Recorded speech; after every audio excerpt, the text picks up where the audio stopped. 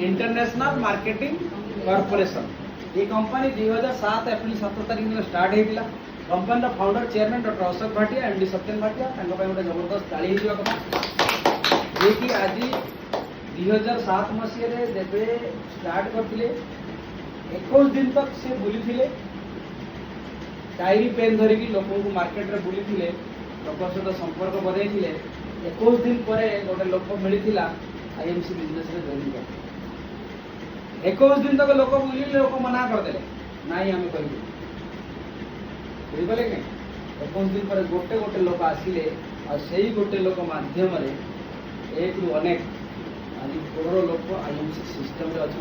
2007 April 7 तारीख में 2टा product start होता, गोटे एलोवेरा आ गोटे प्रोटीन पाउडर, गोटे 2टा प्रोडक्ट स्टार्ट होता। आज 2टा प्रोडक्ट रु आज पाखापाखि 350 रु 400 प्रोडक्ट आम कंपनी रे अच्छी। उपकालीन बनी